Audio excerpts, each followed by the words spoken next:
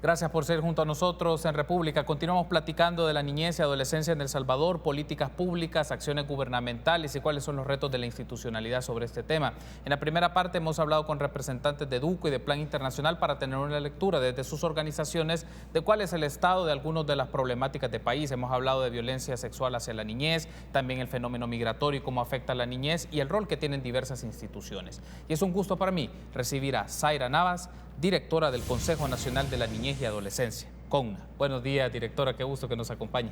Gracias, muy buenos días, un saludo a toda la población salvadoreña. Gracias a usted por tomar la invitación y bueno, hemos hablado hace unos instantes con Alicia Ávila de EDUCO y Carmen Elena Alemán de Plan Internacional en El Salvador y uno de los asuntos que aparecía acá y que resultaba importante era cómo construir modelos de protección comunitaria hacia la niñez y la adolescencia.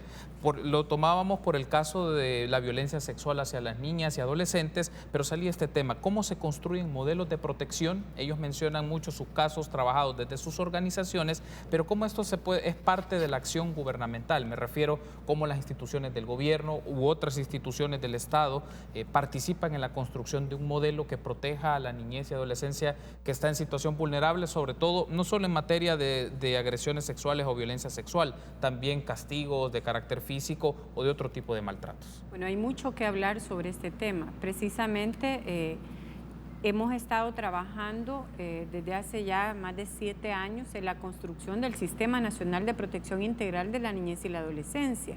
Digo en la construcción porque no es por mandato de una ley que se crea el sistema, es un proceso en el cual las organizaciones de sociedad civil juegan un rol muy importante como sistema de protección. La Lepina nos mandó y ya avanzamos mucho en la creación de la primer política nacional en materia de protección integral de niñez y adolescencia que establece precisamente el tener entornos protectores y seguros para los niños y las niñas.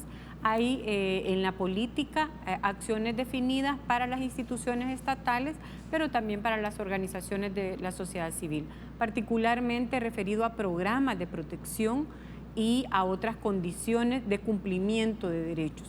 Los entornos seguros están relacionados al cumplimiento de los derechos de la niñez y la adolescencia, del derecho a una vida digna, del derecho a la vivienda, del derecho a la salud, a la educación, a la protección integral. En la medida que los programas sociales avancen y penetren en la vida de las familias van a tener mejores condiciones para cumplir y garantizar los derechos de las niñas y las adolescentes.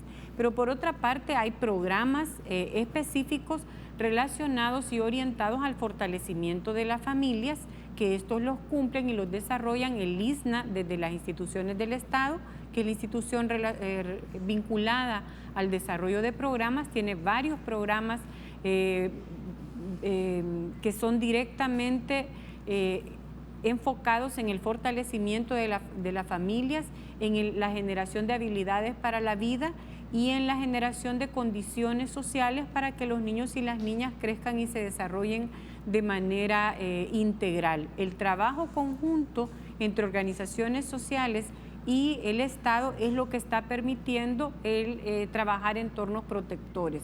Pero hay que decir que las políticas públicas relativas a políticas sociales, pero también las políticas de seguridad, son el sostén de cualquier política orientada o específica en materia de niñez y adolescencia. En los entornos de intervención comunitaria, directora, implica como enfrentar una realidad de violencia, de exclusión social, de agresión en el entorno familiar y probablemente, sobre todo, ya hablaremos con más detalle de la violencia sexual hacia la niñez, pero en los casos particulares las agresiones se dan en el entorno de la familia o en el entorno comunitario. ¿Cómo se puede trabajar bajo esas circunstancias y desmontar justamente ese tipo de contextos que se dan en la vida cotidiana de muchas niñas, adolescentes o niños también? Bueno, recientemente, y creo que en ese contexto debemos hablarlo, el Fondo de Población de Naciones Unidas con el Ministerio de Salud presentaron el mapa de embarazo en niñas y adolescentes 2017, que va más allá de identificar y territorializar dónde se dan más embarazos en niñas y adolescentes. Precisamente identifica dónde se producen las vulneraciones a derechos de niños y niñas y se identifica que en la mayoría de casos son los hogares, las casas conocidas o personas conocidas donde se dan los entornos violentos. Por eso es que la respuesta del Estado y de la sociedad debe ser a ir cambiando estos patrones culturales, estas prácticas de crianza que ponen a las familias, que eso es lo que debe ser, la familia debe ser el principal entorno protector, pero ponen a las familias en una situación de exclusividad respecto a la vinculación con el niño y la niña. Muchas de las familias, por ejemplo, y mucha de la sociedad se opone a la intervención del Estado en la protección de la niñez y la adolescencia. El Estado tiene un rol esencial en la medida que garantiza que la familia cumpla su rol protector. Pero cuando la familia no cumple su rol protector, entonces debe intervenir el Estado. Pero hablando de entornos protectores y de condiciones para que las familias se desarrollen, por supuesto que es necesario que las familias cuenten con empleos dignos, que cuenten con entornos seguros, que puedan circular, que puedan llevar a sus hijos a las escuelas. Por eso es muy importante la integralidad de las políticas de seguridad, de las políticas sociales, con las políticas especializadas en materia de niñez y adolescencia. Hoy por hoy, los entornos de las familias no son todavía los más adecuados. Si bien hemos visto resultados importantes, hay que reconocerlo, de una disminución significativa de la tasa de homicidios, que es el delito más grave, y de otros delitos que pasó de 2015 a tener 22 homicidios diarios, y en el caso de los niños y los adolescentes pasamos de tener una tasa sumamente alta. Veníamos en el 2015 de tener 731 homicidios a tener 277 en el año 2018. Hemos tenido una baja considerable. Sin embargo, todavía hay situaciones de vulnerabilidad y de violencias que viven los niños en su entorno familiar, para trasladarse a las escuelas, el acecho de las pandillas, la violencia que se vive en los hogares y que se transmite a los niños y las niñas, que no permite que estén en esos entornos seguros. ¿Qué es lo que hay que hacer? Y perdone, sí, porque esa es finalmente su pregunta: trabajar mucho en el fortalecimiento de las familias, trabajar en educación para la crianza, la alternativa que estamos planteando desde el sistema de protección de niñez es la disciplina positiva, que es establecer normas y límites con los hijos e hijas sin provocar castigo físico, sin trato humillante, para que se desaprenda esas prácticas violentas de responder con violencia ante una situación de insatisfacción.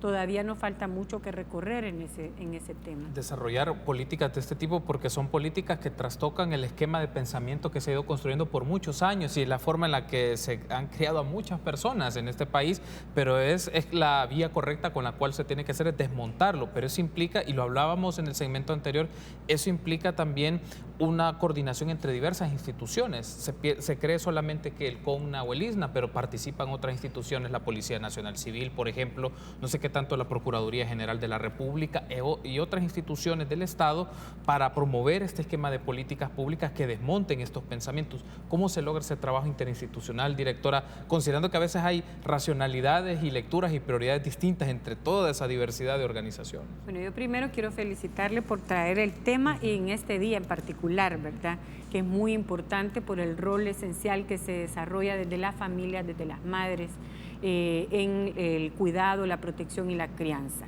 La Lepina creó el Sistema de Protección de Niñez, y el Sistema de Protección de Niñez es coordinado por el CONNA como máxima autoridad nacional en materia de niñez y adolescencia, pero está conformado por la otra institución del Estado, que es el ISNA, por la Procuraduría General de la República, que juega un rol muy importante en el Consejo Directivo del CONNA, por los ministerios de Salud, de Trabajo, de Seguridad, de Hacienda, de Educación esencialmente, por Comures y por la representación de la Red de Atención Compartida, que son las organizaciones de la sociedad civil, que tuvimos a 2 representantes en el segmento anterior.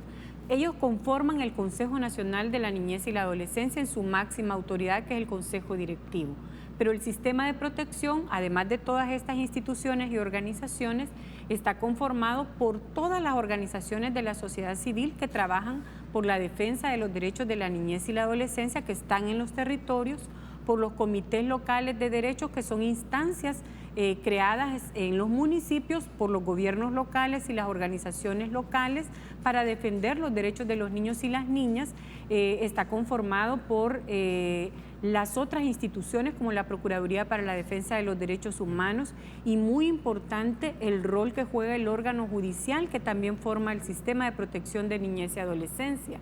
Están los jueces de niñez y adolescencia, la Cámara Especializada de Niñez y Adolescencia, y la LEPINA establece además que este sistema de protección de niñez y adolescencia debe vincularse con el sistema de protección social universal. Entonces, ¿cómo se crea todo este cambio cultural? A través de que quienes integramos este sistema vamos asumiendo progresivamente este cambio cultural. No se hace esta transformación de la noche a la mañana. Tenemos 7 años de vigencia del sistema de protección, más de 9 años de vida de la LEPINA, pero estamos trabajando en ir haciendo un cambio cultural. ¿A través de qué? De políticas públicas, de campañas, de trabajo directo con la comunidad, y es muy importante por eso el mensaje que se lleva a las familias. Tengo que hacer la pausa, directora, pero me gustaría que en el siguiente segmento ampliemos un poco más en el tema de trabajo interinstitucional y otro aspecto que es clave, los fondos, el financiamiento, el presupuesto para lograr esta serie de actividades. Volvemos en instantes.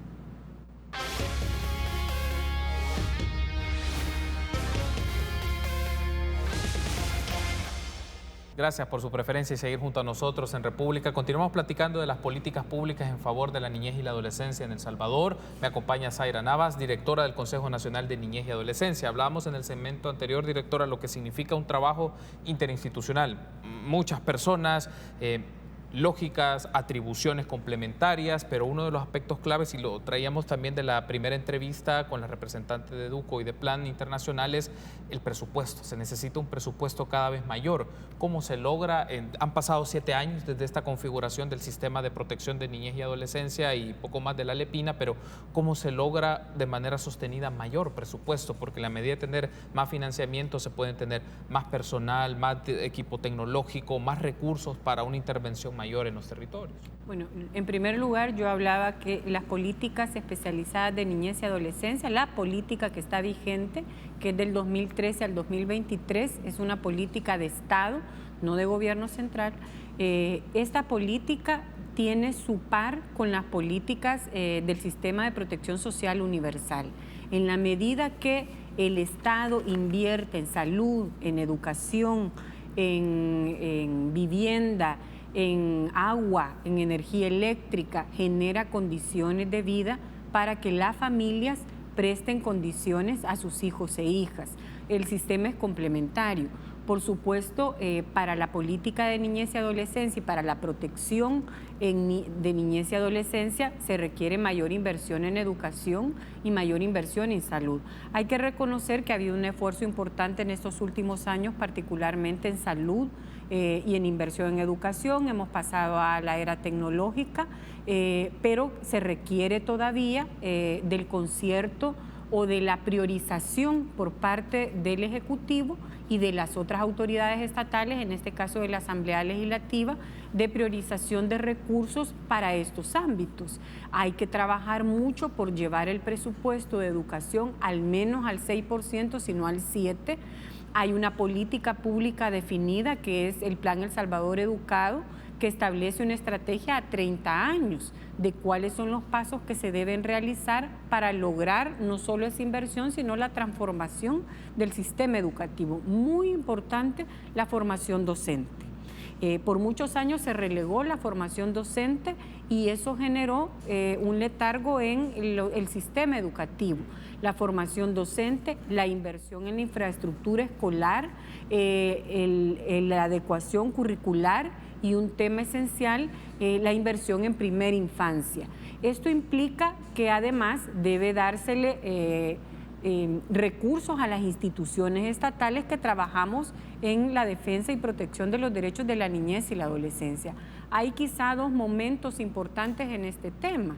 la inversión que debe dársele a todas las instituciones que trabajan en el cumplimiento y garantía de derechos, educación, salud, etcétera, y la inversión que debe hacerse a las instituciones que trabajan en la protección y defensa de derechos, que somos las del sistema de protección.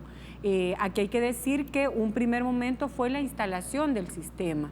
En el 2012 se instala el CONNA y se le da un nuevo rol al ISNA. Ha habido los primeros recursos para que funcionara el CONNA, para crear las sedes departamentales, donde tenemos 16 juntas de protección de niñez y adolescencia. Esta naturaleza independiente que tiene el CONNA permite que juegue ese rol de rectoría hacia las políticas públicas del Ejecutivo, hacia las instituciones de la sociedad civil o las organizaciones de sociedad civil, pero por supuesto que para la defensa y protección de los derechos se requiere más recursos. En la medida que el Estado vaya estableciendo prioridades en la niñez y la adolescencia, va a ir dejando de invertir más en aquellos aspectos que por hoy son prioritarios, pero que son efectos de el no haber invertido en la niñez y la adolescencia. Y me refiero a la gran inversión que tiene el país en seguridad, por ejemplo. La población salvadoreña poco analiza o poco analizamos, aquí yo soy parte de la población, poco analizamos que esa inversión, esa necesidad que tenemos de tener más policías, más seguridad, se debe a que muy poco hemos invertido en la educación, en detener que los niños y las niñas sean cooptados por las maras y las pandillas, en proteger a los niños de las violencias, en dar atención cuando un niño o una niña ha sido víctima, en detener a los abusadores, en que la justicia funcione contra los abusadores, en mandar mensajes claros y contundentes hacia la población salvadoreña que el Estado de El Salvador no va a permitir que más niños y niñas sean víctimas de violencia y va a detener que la violencia se siga reproduciendo. Entonces, esto requiere inversión en la primera infancia, requiere inversión en la protección especial, pero esencialmente requiere inversión en el cumplimiento de los derechos de los niños y las niñas. Antes de irme a la pausa, directora, le consulto lo siguiente, porque también nos permite hacer esta conexión. Se ha mencionado mucho el tema que en lugar de dedicar medidas paliativas, se tienen que ver hacia los efectos, a las consecuencias más marcadas en los puntos claves, en los puntos nucleares de este asunto. ¿Y a qué quiero llegar? Uno de los aspectos que discutíamos en el segmento anterior era que el sector judicial tenía una deuda, porque hay una mora judicial para llevar estos casos, y garantizar la justicia es uno de los puntos claves. Digamos, antes de pensar en las consecuencias o en los paliativos que se brindan, uno de los aspectos clave es fortalecimiento de la justicia. ¿Cómo se logra, por ejemplo, que el sector judicial no solo inicie los casos y el rol de la Fiscalía, que es pertinente en esto, sino que se judicialicen y se establezcan las resoluciones y sanciones pertinentes, y que no se generen revictimizaciones ni tampoco efectos perniciosos hacia los niños y adolescentes? Mire, es un tema muy complejo. El órgano judicial tiene el 6% del presupuesto nacional y tiene una gran deuda con la población salvadoreña. Lo que nosotros debemos preguntarnos es por qué tenemos tantos casos, tantos delitos, tantos casos de violencia a la niñez, tantos casos, por qué somos una población con violencia y por qué se produce tanto delito. Y eso se explica porque las condiciones sociales y económicas del país no satisfacen, no quiero vincular la pobreza con la delincuencia, pero lo que sí es cierto es que la población salvadoreña carece del cumplimiento básico de sus derechos desde hace muchísimos años, y que lo que estamos viviendo ahora es consecuencia de esa falta de prestaciones sociales y de beneficios sociales, que en la medida que la población salvadoreña recibe mejores condiciones de vida, tiene menos oportunidades de producirse esos entornos violentos. Pero yo decía que el sistema judicial tiene el 6% del presupuesto. La Policía Nacional Civil, la Fiscalía también tienen presupuestos importantes, mucho más altos que lo que tiene que ver con el ámbito de protección de derechos de la niñez y la adolescencia. Y hoy por hoy debemos preguntarnos por qué la justicia tiene grandes deudas con toda la población salvadoreña y particularmente con los niños y las niñas. Y es porque esto es una respuesta reactiva al problema. Es imposible tramitar de manera individual problemas que son de índole social. La violencia hacia la niñez y la adolescencia es social, pero si le queremos dar una respuesta individual a través de la judicialización y la penalización, pues sí tendríamos que tener presas. Veamos el mapa de embarazo en niñas y adolescentes. Tenemos más de 19,000 casos de niñas y adolescentes de entre 10 y 19 años embarazadas. Las que son menores de 14 años, que estamos hablando de un número sumamente importante, todas estas personas tendrían que estar procesadas por violación, pero el sistema de justicia no lo hace. Y no lo hace porque en la conciencia, en el pensamiento de los operadores de justicia, hay todavía prácticas o creencias de que esto es natural, que esto es normal, que esto se ha venido haciendo así, que hay otros delitos más importantes que estos, etcétera. Y por otro lado, hay que reconocer que el sistema de administración de justicia está colapsado. Entonces hay como una naturalización de esta violencia y por otra parte hay una serie de delitos que se cometen que no tienen la priorización que deben tenerse para la protección de determinadas poblaciones. Tengo que hacer la pausa, pero en el último segmento hablemos, bueno, me gustaría seguir ampliando un poco este tema porcentual, me refiero al financiamiento que pueden tener las instituciones del sistema de protección a la niñez y la adolescencia. ¿Qué puede hacer una instancia gubernamental ante esta situación? Pero también hablar de otro asunto que combina aspectos nacionales e internacionales, que es la niñez migrante. Y recuerdo la última vez que usted nos acompañó, fue uno de los temas que abordamos. Me gustaría que lo sigamos discutiendo en unos instantes. Volvemos.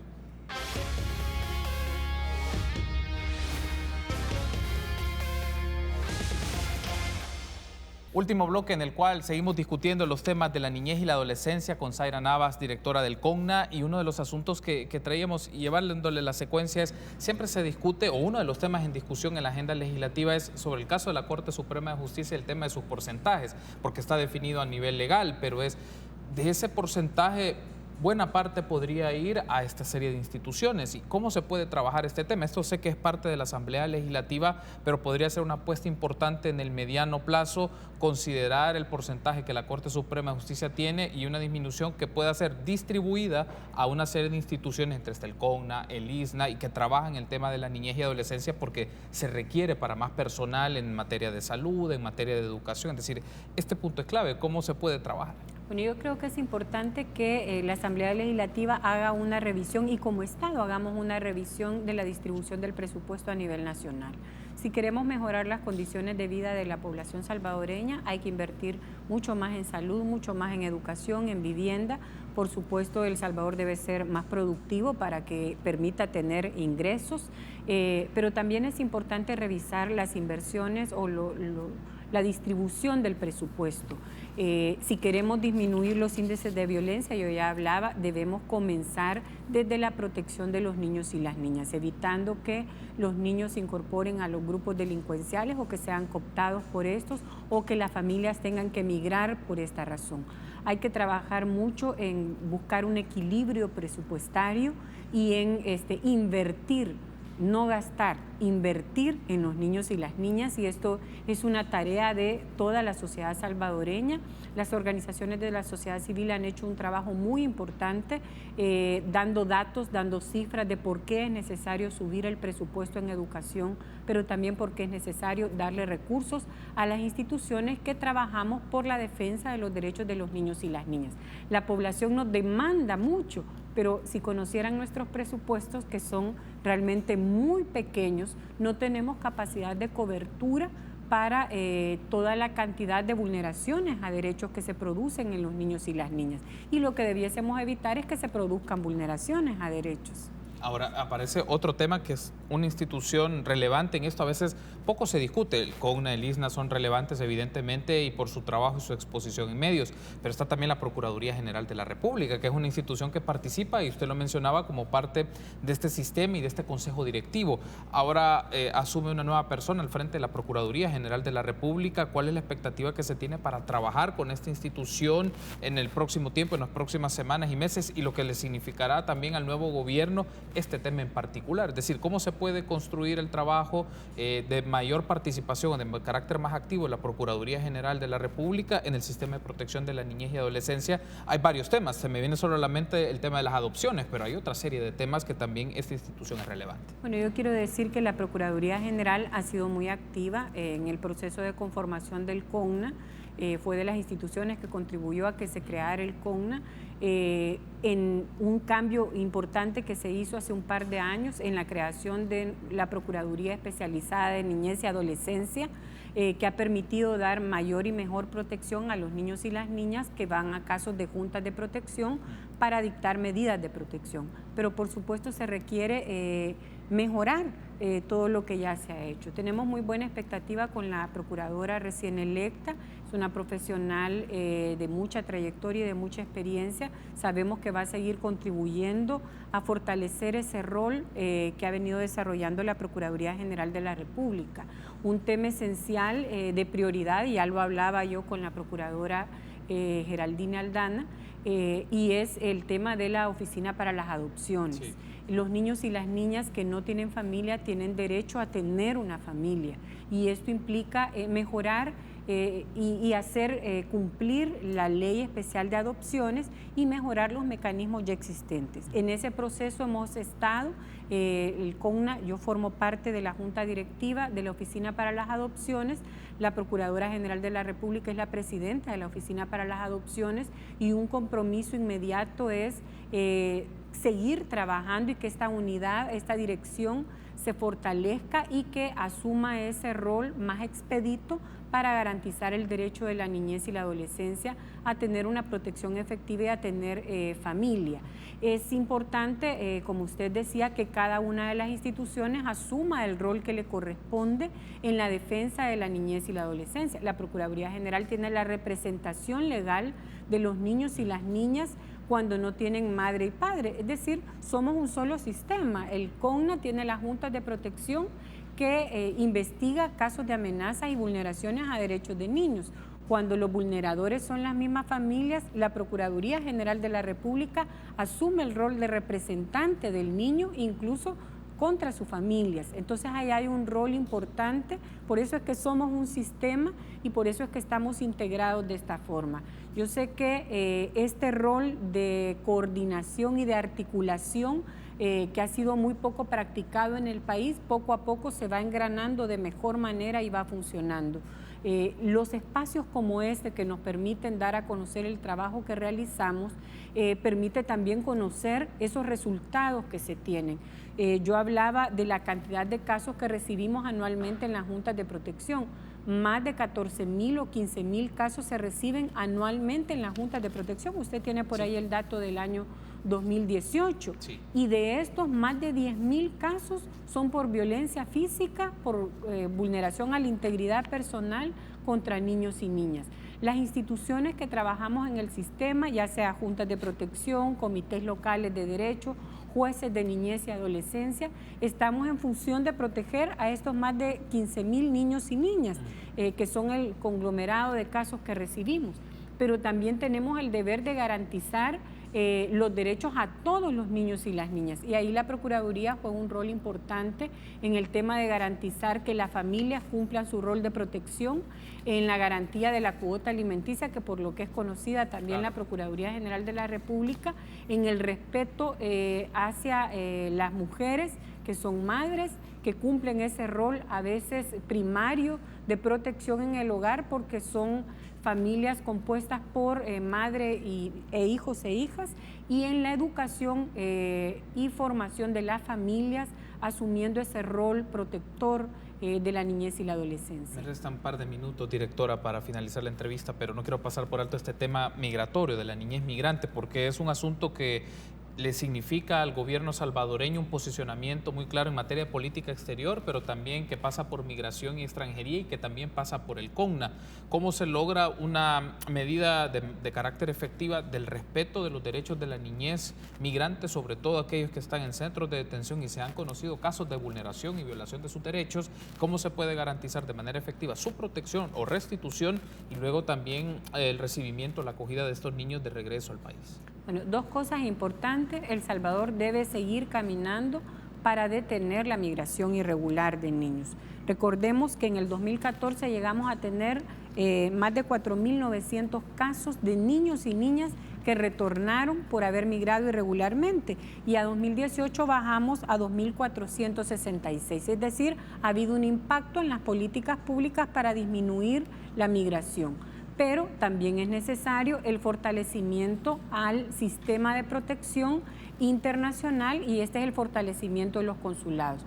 Recordemos que el rol de los consulados es la protección de las personas fuera del territorio nacional, y esto es muy importante para las autoridades que están por asumir. Ese es el rol de los consulados: visitar a las personas detenidas, promover que las autoridades migratorias de cualquier país, ya sea México, Estados Unidos, respeten los derechos de la población, y particularmente en el caso de los niños. Yo quiero decir que el crecimiento de los consulados en México y en la zona fronteriza de Estados Unidos ha permitido tener mejores controles y asegurar la protección. Pero, por supuesto, tenemos un problema muy serio con los niños y niñas que están detenidos y que fueron separados de sus familias, no solo por el plan Cero Tolerancia, sino por otras políticas implementadas por el gobierno receptor, en este caso Estados Unidos, que ha separado a las familias, porque en Estados Unidos, para la población que no lo sabe, los niños y las niñas no tienen un procurador general que los defienda. Los niños tienen que defenderse por sí mismos. Y aquí el rol importante de los consulados y el rol importante de la relación que tienen los consulados con las organizaciones de sociedad civil que tienen abogados que representan a los niños y las niñas. Directora, quiero darle las gracias por haberme acompañado. Sé que hay muchos más temas que podemos discutir, y espero que en estos próximos días nos volvamos a encontrar para ampliar el tema de evaluación de las políticas de niñez y adolescencia, el trabajo del CONNA y una serie de temas en el campo de salud, en el tema migratorio, en el tema educativo, que es importante discutir. Gracias a usted por haber tomado la invitación, y a ustedes, amigos y amigas, será hasta el próximo lunes. Buen fin de semana.